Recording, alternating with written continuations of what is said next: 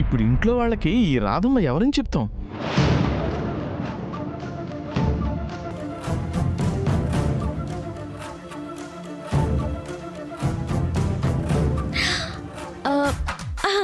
Idea వచ్చింది తాతయ్య. ఏంటమ్మా? రాధమ్మ నీ వైఫ్ అని చెప్దాం.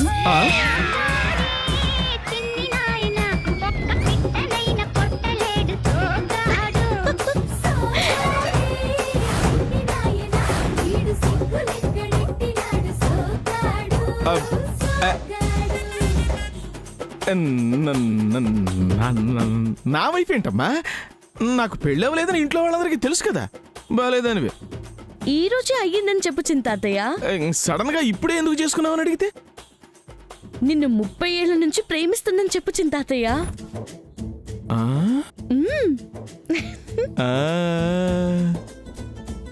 ఇక కథ అంతా నాకు అర్థమైందమ్మా. మిగిలింది నేను చూసుకుంటానుగా. తాతయ్య రంగడు. రాధమ్మా. అయ్యో కాదు తాతయ్య, రంగడు కాదు, రాధమ్మా. కాదు తాతయ్య, ప్రస్తుతానికి రంగడే. ఓకే, రంగడే రంగడే. తాతయ్య రెచ్చిపో. రాధమ్మని మాత్రం ఇక్కడే ఉండేలా చెయ్యి. ఇక్కడే ఉంటుందమ్మా. ఏం రాధమ్మా, ఉంటావుగా?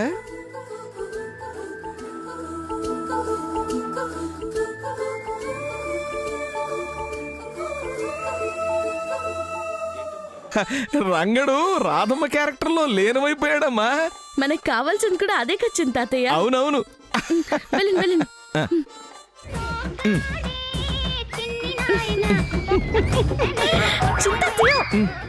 వెనక నుండి. ఓ అర్థమైందమ్మా. నేను చూసుకుంటానుగా, నువ్వు మాత్రం మిగిలినవి చూసుకోమ్మా. అలాగే తాతయ్య.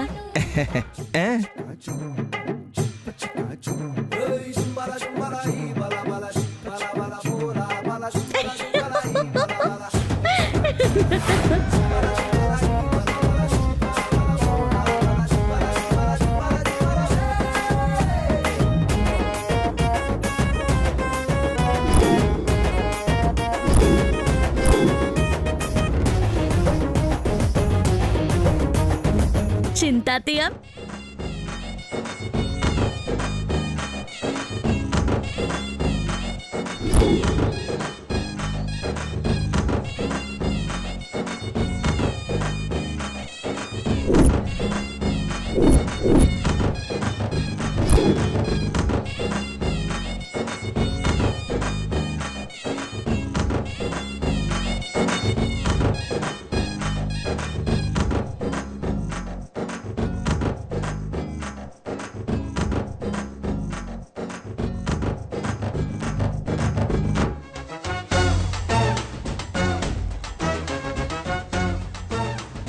తాతయ్య మీరు పెళ్లి చేసుకున్నారా? చిన్నమ్మమ్మ చాలా బాగుంది.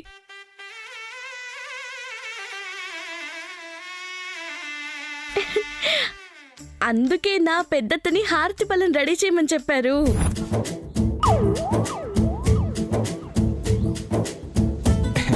అవునమ్మా. అమ్మ రాజీ, రెడీ చేసావా? నేనేం రెడీ చేయలేదు చిన్నమావయ్య. అయినా ఈ వయసులో మీకు పెళ్ళేంటి? మనిషికి వయసు గాని మనసుకు వయసు ఏంటమ్మా? అయినా నా వయసుకు దగ్గర జోడీనే కదమ్మా నేను పెళ్లి చేసుకుంది.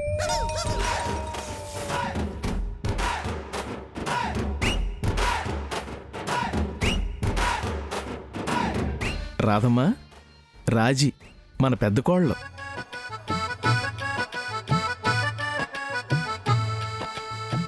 తన పేరేమో జయంతి, మన చిన్న కోళ్ళు. వీళ్ళంతా మనవరాళ్ళు.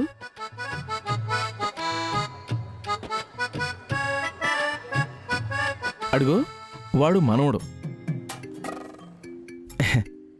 ఇక నిర్మలంగా కనిపిస్తుందే, ఆవిడే మా వదిన గారు,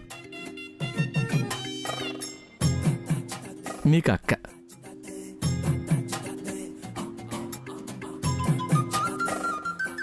చిన్నమావయ్య గారు వరసలు కలిపింది చాలండి.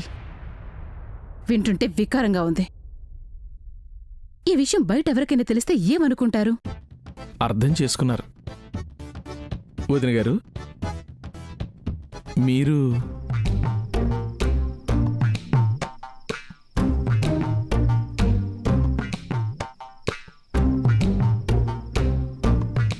నేను ఎలా స్పందించాలో కూడా నాకు అర్థం కావట్లేదు. నేనేం చెప్పగలను? రాధమ్మ మాట్లాడింది విన్నాక ఎలా స్పందించాలో నాకు తెలియలేదు. బాగానే స్పందించి తాళి కట్టారు కదా. ఈ తాళి కట్టే ప్రాసెస్లో నాలో నేను ఎంతో మదనపడ్డాను సామాన్య.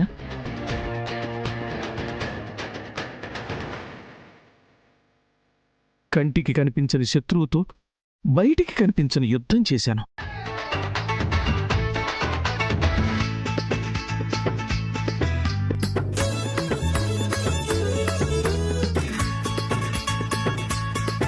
ఈ వయసులో నాకు పెళ్లి వద్దు అనుకుంటూనే నా కోసం తన వయస్సును వృధా చేసుకున్న తన కోసం ఆలోచించాను.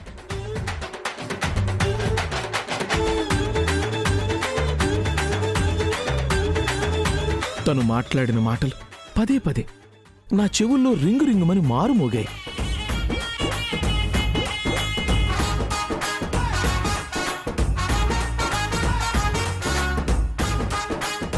ముప్పై ఏళ్ల క్రితం 1 టౌన్ మార్కెట్లో నన్ను మొదటిసారి చూసి ప్రేమించిందంట. పెళ్ళంటూ చేసుకుంటే నన్నే చేసుకోవాలని ఫిక్స్ అయిపోయిందంట.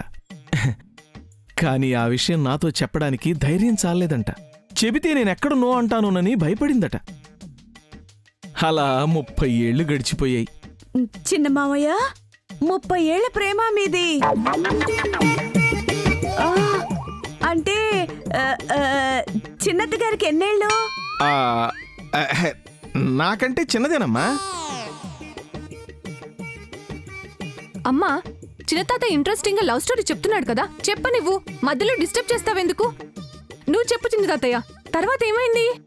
ఏమవుతుందమ్మా, పోయిన వారం అదే 1 టౌన్ మార్కెట్కి నేను వెళ్ళినప్పుడు నాతో విషయం అంతా చెప్పింది. అప్పుడు కూడా 101 దేవుళ్ళకు మొక్కుకుందంట నేను నో చెప్పకూడదని. ఆ రోజు నేను ఎస్ అని కూడా చెప్పలేదు. ఇందాక చెప్పాను కదా ఏం చెయ్యాలా అని నాలో నేను మదనపడ్డాను అని. ఆ ప్రాసెస్ అంతా అయ్యి ఈ రోజే డిసైడ్ అయ్యాను.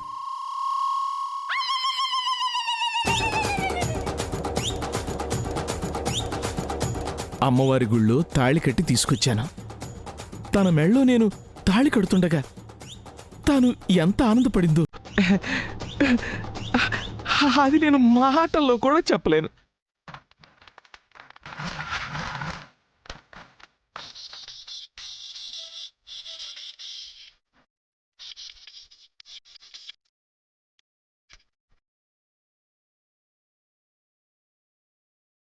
కళ్యాణం వచ్చినా కక్కొచ్చినా ఆగదంటారు కదమ్మా. మాకిప్పుడు ఇలా పెళ్లి జరగాలనుంది, అయ్యింది.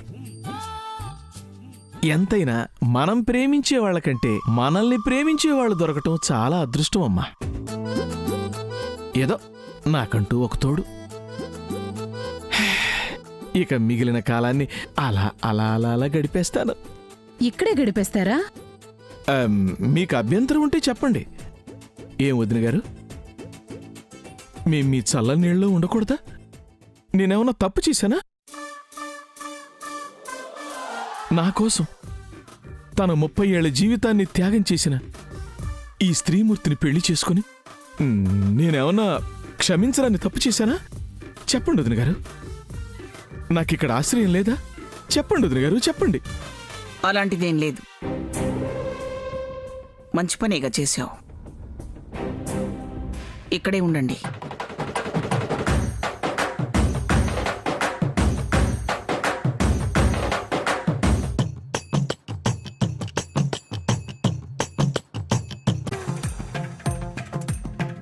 థ్యాంక్ యూ వదిన గారు, థ్యాంక్ యూ వెరీ మచ్. అత్తయ్య, హారతివ్వు. ఆ ఆ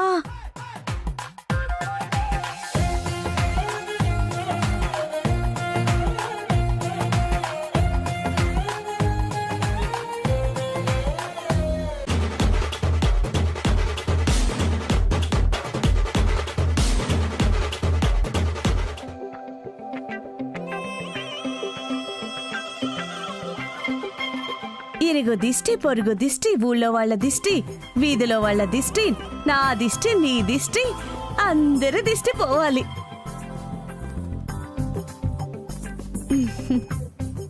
ఆ చిన్నత్త గారు కుడికాయలు లోపల పెట్టి లోపలికెళ్ళండి. రాదమ్మా రాదమ్మా, చెప్పులు చెప్పులు.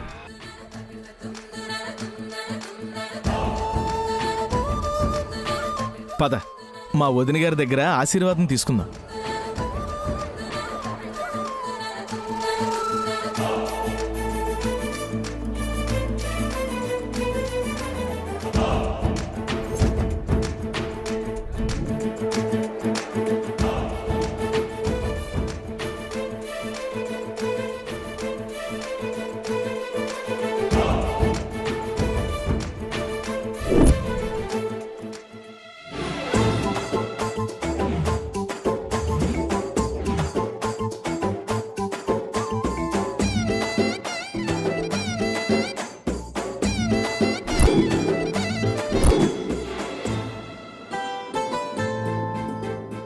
మమ్మల్ని ఆశీర్వదించండి వదిన గారు.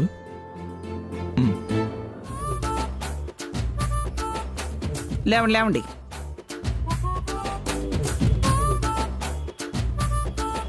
చూడు రాధమ్మా, ఈ క్షణం నుంచి ఇది నీ ఇల్లే అనుకో. దేనికి మొహమాట పడకు. నీకు అమ్మా నాన్న ఉన్నారా?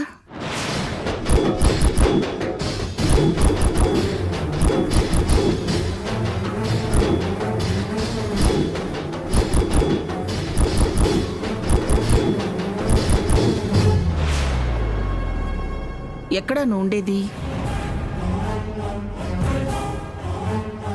అత్తయ్య గారు మిమ్మల్ని అడుగుతున్నారు చిన్నత్తయ్య గారు.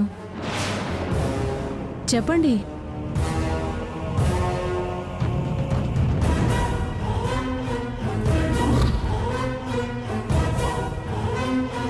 మాట్లాడండి. మీ నోటి మాట వినాలని మాకు చాలా ఆతృతగా ఉంది. అసలు స్వరపేటుకుంటేనేగా మాట్లాడేది. వామ్ము, భలే ఇరుక్కున్నాం ఇక్కడ. అమ్మా శ్యాము, ఇప్పుడేంటి దారి?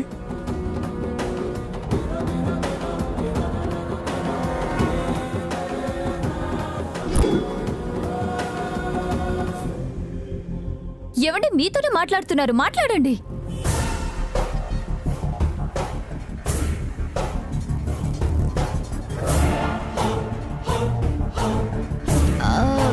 మౌనవ్రతమేమో. అవునవును, మౌనవ్రతం.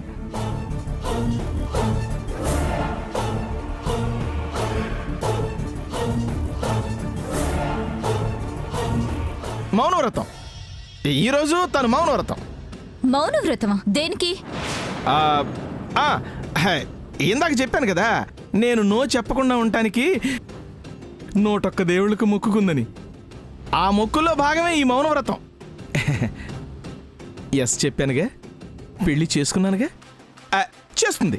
ఓ, రేపు మాట్లాడతారనమాట.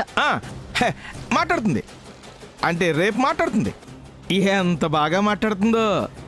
ఇప్పుడు మీ అందరితో మాట్లాడి మాట్లాడి తల్లో నాలుకలాగా కలిసిపోతుంది.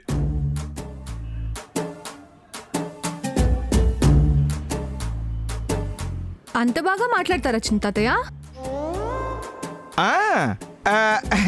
ఎంత బాగా మాట్లాడుతుందంటే అసలు తను మాట్లాడటం మొదలెడితే తెలుగు ఛానల్స్ లో ఉన్న ఏ యాంకరు పనికిరాదు. ఓ, రేపు ఎప్పుడు అవుతుందో ఏంటో. అంతే కదమ్మా. సరే సరే, లోపలికి పదండి. అలాగే వదిన గారు. రాదమ్మా.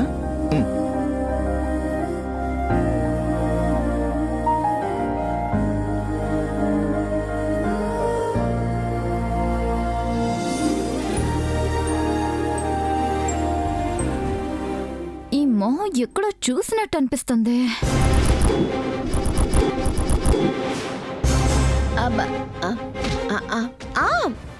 ఆ మొహం అంతే, క్యాచింగ్ ఫేస్. ఒక్కసారి చూస్తే ఇంతకు ముందు చూసినట్టే ఉంటుంది. హే, నేను నిన్ను అడిగానా? నేను నీకు చెప్పానా? చూసారా జయంతి అంటే దీని పొగరు? చూస్తున్నా. జయంతి, అత్తయ్య గారు. వాళ్ళకి భోజనాలు ఏర్పాటు చేయి. అలాగే అత్తయ్య గారు.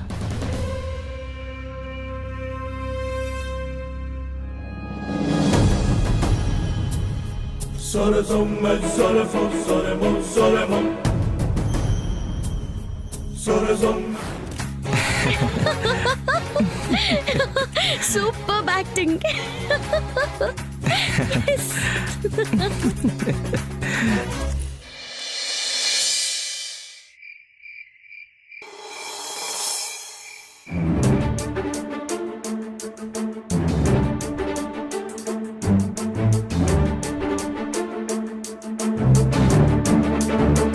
ఇప్పుడే పెద్దమ్మ గారిని లేపి నిజం చెప్పేస్తాను. అంతకు మించిన అవకాశం మళ్ళీ రాదు.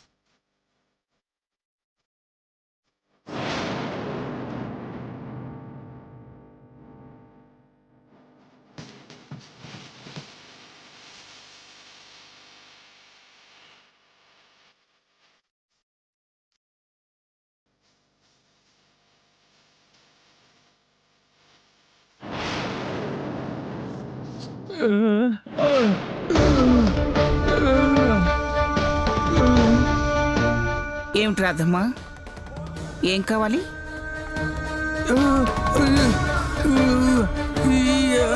ఏమిటి?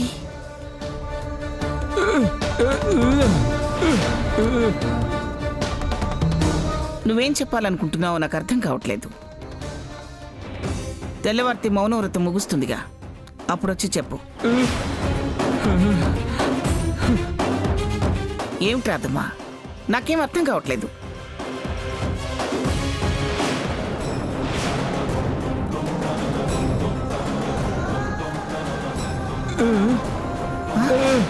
ఏయ్ రాధమ్మా, ఏం చేస్తున్నావు?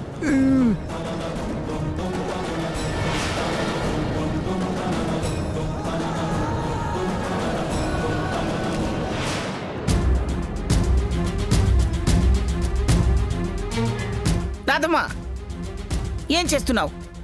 ఎందుకు నిన్ను నువ్వు పొడుచుకుంటున్నావు? మీ పెళ్ళిని నేను ఒప్పుకున్నాను కదా.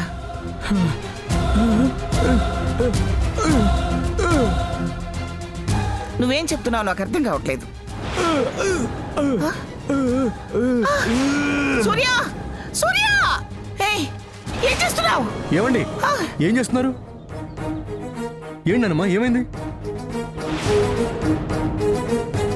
ఏమోరా, నేను అలా కూర్చుని ఉన్నాను.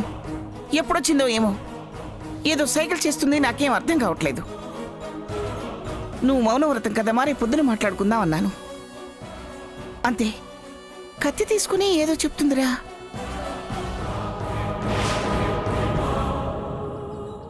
తర్వాత ఇలా పిచ్చిగా ప్రవర్తిస్తుంది.